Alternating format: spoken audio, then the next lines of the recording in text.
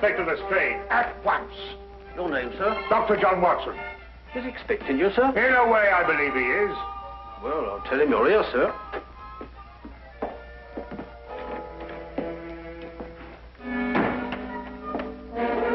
You can go in, sir. Ah, Dr. Watson, I didn't expect to have the pleasure of seeing you again so soon. Will you kindly read that? What is it? Read it. Oh. Yes, sir. Oh. I think it's disgraceful, sir. Absolutely disgraceful. What? Yes, and I'm glad you're here so that I can tell it to you personally. Why, you and I both know that it was Sherlock Holmes who solved the Cunningham case. If it wasn't for his brilliance and his persistency, the facts would never have been brought to light. And I think it's scandalous, sir, that the newspapers should have given me all the credit and said so very little about his magnificent achievement. What do you think, Doctor? I absolutely agree with you. Eh? I'm glad you're on my side, Doctor. Why, of course. I'm so glad you take it that way. And what does Holmes think? Oh, he doesn't mind. You know, he doesn't care who gets the credit. Oh, dear old Holmes. Such a modest fellow. Yes, Well, look, you must give him my kind regards. Yes. And tell him that, although I know he doesn't think anything about it, I intend to get the newspapers to get the facts straight. Well, that's very good of you, Oh, Inspector. what's Holmes doing these days? Well, the last time I saw him, he was playing about with a lot of ink smudges and talking about the prints that fingers make. No. Good old Holmes. Always experimenting. Inspector Lestrade, sir. Yes, what is it? There's been a murder reported at the home of Lord Beryl. What, Lord Beryl of the Foreign Office? That's him, sir. I'll be right with you. Excuse me, Doctor. Yes, of course. Lord Beryl. This is going to be a tricky situation to handle, what with the Foreign Office and who knows what else. Yes. Can I be of any assistance? I don't think so, Doctor. Oh, perhaps as a medical man. Mind you, I don't know what to expect, but I think you could be of invaluable assistance. Say no more. Here's the address, sir. Your carriage is waiting outside. Oh, thank you very much. Perhaps you'd care to acquaint Sherlock Holmes with what has happened. Well, I don't know. I don't know myself what's happened. As you said, the people involved make this case rather delicate.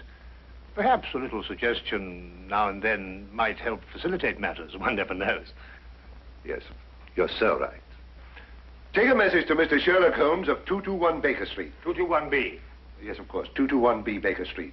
Tell him what has happened and drive him to Lord Beryl's residence. Yes, sir. And tell him Dr. John Watson is already there. The flat's the first floor up. Yes, sir. Very good, sir.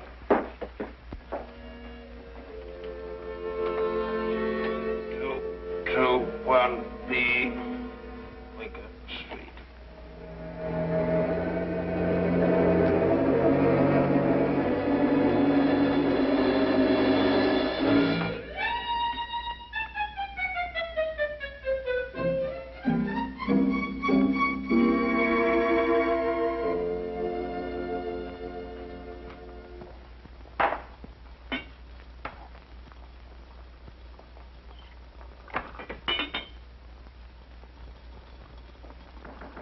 Come in.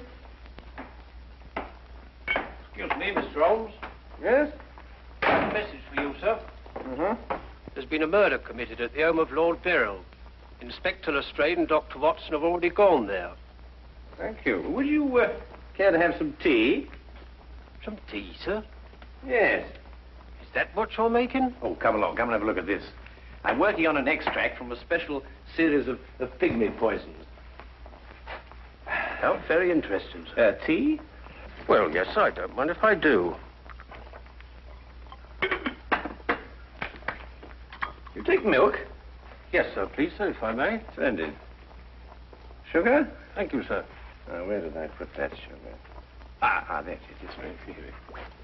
Help yourself. Thank you, sir. So.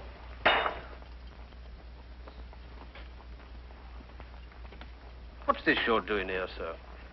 Well, I believe that certain poisons, if taken in the correct doses, can actually have beneficial rather than fatal effects. Now, that's very interesting, sir. Yes, it is, isn't it? What's all this over here, sir? Oh, that? Oh, those are some tropical leaves. They were sent to me by a friend of mine who hunts in that part of the country. The essence, you see, passes through this tube, down here and across the table, and is condensed in that retort there. And what's that stuff in the bottom there? That's lime. That acts as a catalytic agent to combine the essence of the leaves with a dark, tar-like substance, which you can see at the bottom.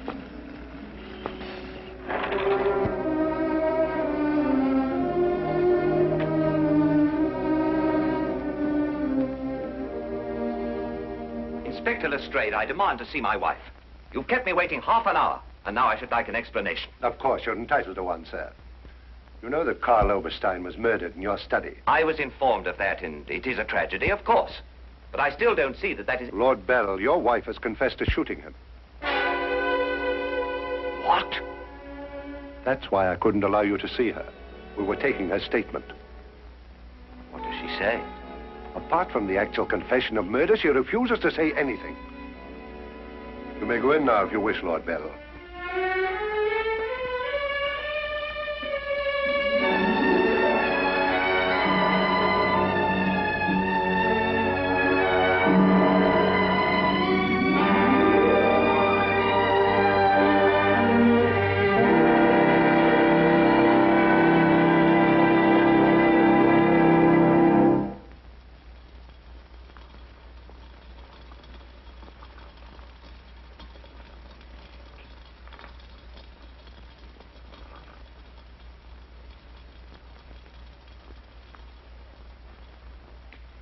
What's that you're putting in now, sir? Well, it's a form of acid dye.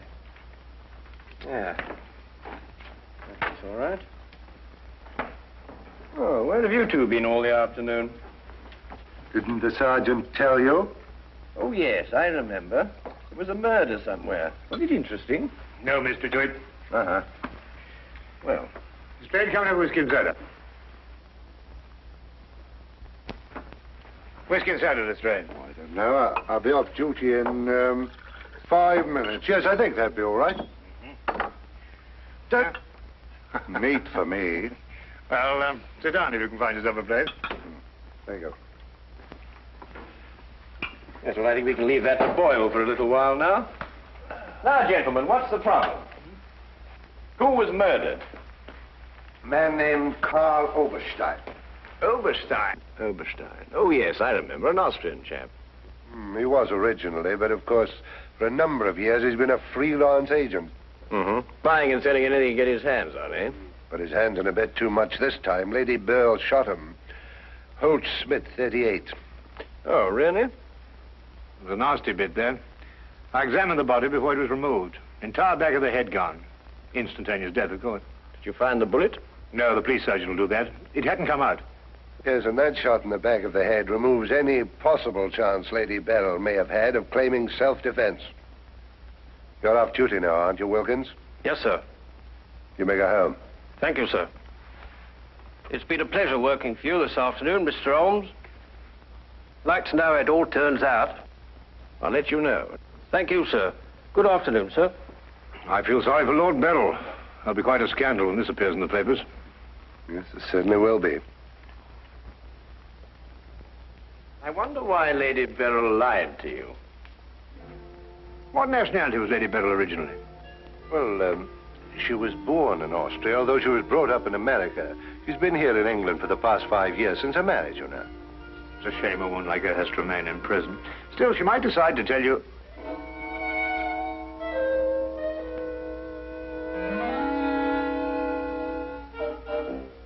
What did you say? I beg your pardon? What did you say just now? I didn't say anything. Oh, yes, you did. You said, I wonder why Lady Beryl lied to you. Oh, that? Yes, what did you mean? Nothing, except, of course, that Lady Beryl didn't shoot this chap Oberstein at all. But she confessed to it. Nonsense. She didn't shoot Oberstein because Oberstein wasn't shot. His head was bashed in with a blunt instrument. The revolver you claim was the murder weapon actually belonged to Oberstein. She found it lying by his side and pretended she'd done it in order to shield her husband. She's no more guilty than you two are. Would you hold that like a good fellow, please? Would you please repeat that? Of course, it's as plain as a... Here, would you mind holding that? Oh, well, it's not plain to me. Well, you told me that Lady Beryl confessed to shooting Oberstein. But Oberstein wasn't shot. Just because you find a man with the back of his head shattered and a gun lying by his side is no reason to assume he's been shot. Thank you. You also assumed that the bullet had lodged in Oberstein's cranium because it hadn't emerged through the front. Now, any student of elementary ballistics knows that the greatest damage to the skull is on the opposite side to which the bullet entered.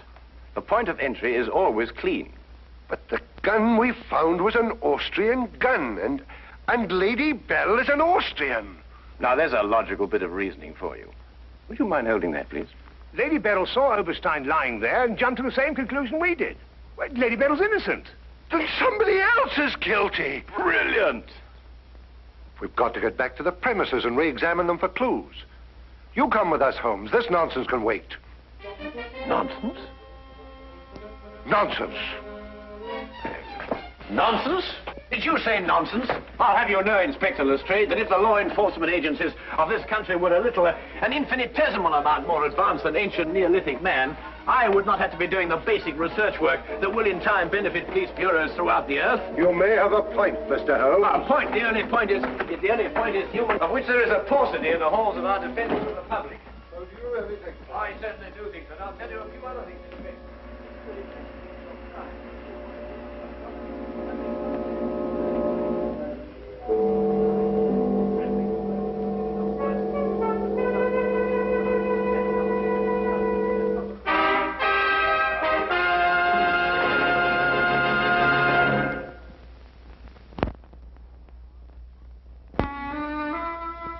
And now we return to the case of Lady Beryl. Yes, it's to be dependent 90% on a good memory. Details, Lestrade, those are the things.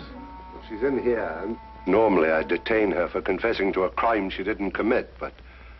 Well, what with the Foreign Office and all that, I don't believe I will. No, Lestrade, you don't want to hold her. Much easier to solve the crime if she's out. Exactly. Inspector Lestrade.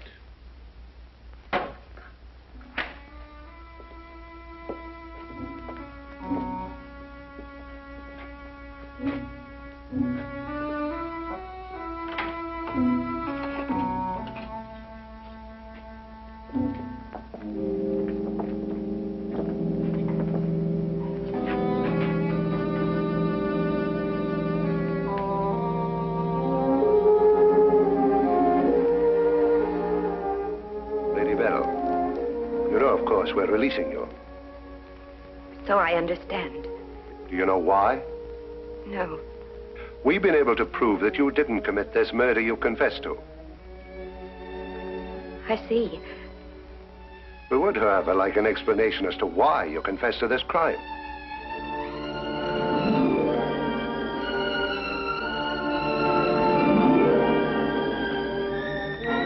I prefer not to explain my actions, Inspector. You realize, of course, that your actions are in themselves punishable and that we could detain you. I see. You still prefer to make no statement? That is correct. Very well, Lady Beryl. You'll be released as soon as the formalities can be cleared. Thank you. Human beings lie to gain, to cover, or to protect.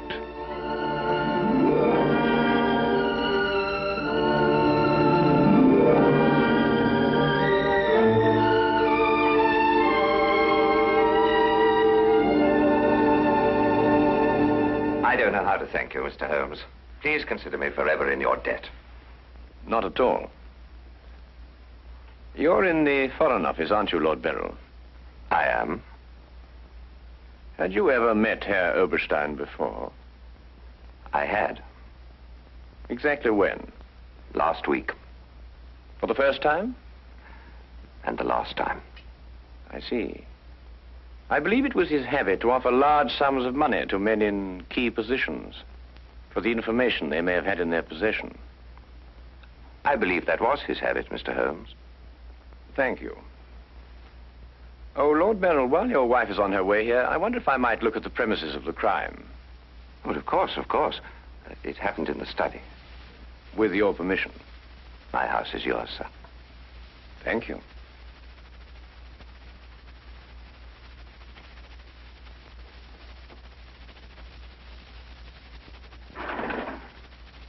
Well, now, let me see. Karl Oberstein was lying about there. Of course, it's been removed. Yes, of course. I see you cleaned everything up with your usual remarkable efficiency, Lestrade. Now, look here, Holmes. I didn't know there was going to be any mystery about this affair. Oberstein's head was here, Holmes, and his feet were there. Thank you, Watson.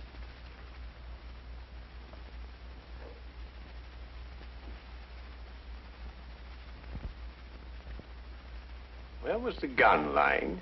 To the left of the body. Nearer the head or the feet? Nearer the head. Was Oberstein face up or down? Face up. I had to turn him over to examine him. Has there been any effort made to gain forceful entry into the house? None was reported. Why? Lord Beryl, do you use glasses when you read? Yes, I do. These?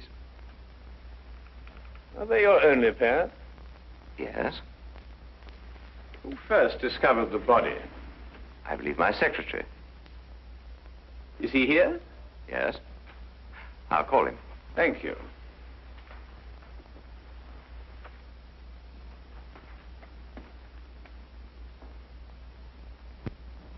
Lestrade, where was Lord Beryl at the time you estimated the crime was committed? He'd been at a meeting with high government officials all day. Oh, good. Why did you ask about the glasses, Holmes? It's because Lord Beryl wears glasses when he reads. But Lady Beryl confessed to a crime she didn't commit. What? This is my secretary, Mr. Ross. You've met Inspector Lestrade and Dr. Watson. This gentleman is Mr. Sherlock Holmes. How do you do? I understand it's through your efforts that Lady Beryl was returning home. Partially through my efforts. I wonder if I could impose upon you, Mr. Ross. Of course, sir. Would you mind taking these sheets of paper and roughly outline the position in which you discovered the body? Outline it in scraps of paper. If you would be so kind. Why, of course. What's the purpose of that? How many men have you on the premises, Lestrade? 2 outside. Why? Good. I wonder if you'd mind taking them into the garden behind this window and making a thorough search of the premises for a radius of 30 feet. Looking for what? Anything that doesn't belong in a garden. Are you serious, Holmes? Completely.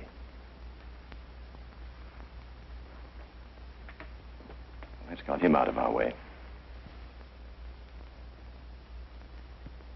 Have you examined your safe, Lord Beryl? I have, Mr. Holmes. All my papers are intact. Excellent. Does Mr. Ross have the combination to your safe? Yes? There's been no question of robbery. Of course not, Ross. One must ask these questions in an investigation. Of course. Good afternoon, Lady Beryl. Nina, my darling. How are you? I'm all right, George. Quite all right. You must rest. This experience must have been horrible for you. It's all right. It didn't last long enough to be too difficult. I don't know how, but Holmes has solved the entire thing. Has he really? Not entirely, Lady Beryl. Not yet. Do you expect to? I can only hope to.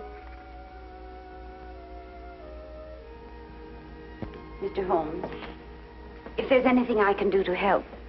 If it would not be too much of an imposition, Lady Beryl, I would like you to retake the position in which Mr. Ross discovered you when he entered the room. Mr. Holmes, my wife has had a harrowing experience. Please consider her nerves at this point. You're forgetting, Lord Beryl, that your wife confessed to a crime she didn't commit. The circumstances are somewhat exceptional. But if Lady Beryl would rather not... It's quite all right, George. Now, let me see.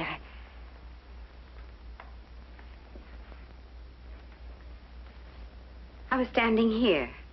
Exactly there? I believe so. Mr. Ross, are you quite certain that that is the position in which Lady Beryl was standing? Well, if you'll pardon my saying so, Lady Beryl, just for the sake of accuracy, you understand, I believe you were standing just a bit further to your left. A little to your left, Lady Beryl. Like that? Yes, I'd say right there. Good. Now, Lady Beryl had a revolver in her hand. Mr. Holmes. That is correct. In which hand? My right hand. Mr. Ross? That's right. Lady Beryl's right hand. Lord Beryl, do you happen to have a revolver in the house? Yes, I have. May I have it? I'm not going to ask my wife to... Yes, I am. If your wife has no objection. Of course she has objections. I have no objections, Mr. Holmes.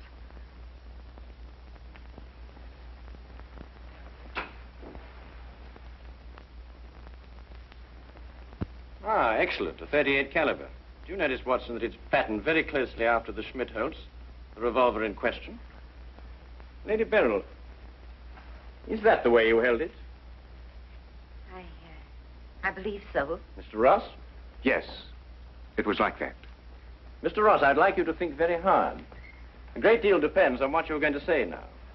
As far as you can remember, that was the position of Herr Oberstein's body? Yes. And where in relation to Herr Oberstein's body and Lady Beryl were the broken eyeglasses? Over there. There? Yes.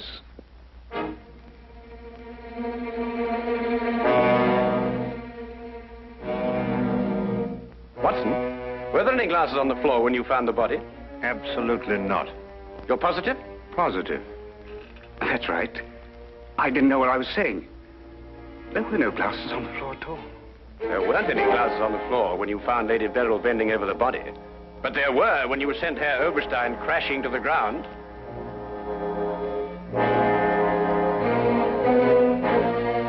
Before you run, Mr. Ross, look at Lady Beryl. I don't understand this, Mr. Holmes. Well, very simple, really. Herr Oberstein approached you with an offer to buy Foreign Office secrets. You threw him out. Then Ross contacted him, prepared to sell him the secrets. Well, there's nothing missing from the safe. Of course not. If you sold anything, you'd have been found out. Herr Oberstein came here expecting to buy. You opened the safe, showed him the papers he wanted. He put his glasses on to examine them. And then when he paid you, you smashed his skull in. He fell, breaking his glasses. His revolver dropped from his pocket. Then you replaced the papers, pocketed the money, and left. It's a lie. Why, you filthy... The unfortunate point occurred when Lady Beryl discovered the body. You read the evidence incorrectly. I thought the gun was my husband's. Similar, but not the same. And the glasses. A very common variety of frame. You gathered up the pieces, except a few fragments, and threw the frames away. Yes. Then you lied to protect your husband. Yes. Nina. Brilliant, Holmes. Absolutely brilliant. Thank you, Watson.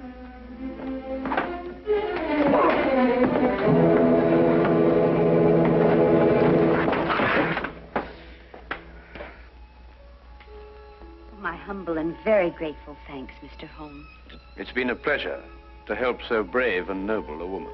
I'm still not quite certain what's happened, but I know we shall both be forever indebted to you.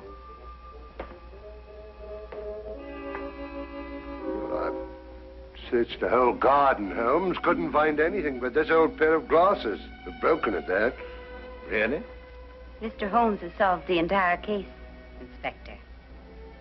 He has? How? By the little things, Lestrade. The little things that one must remember. The little things that make the difference between success and disaster. One must never forget that the difference between... Good heavens. What? What is it, Holmes? I left the gas on under the experiment. All Baker Street will be blown up. Holmes, I turned it off. No. Stay. Hold that.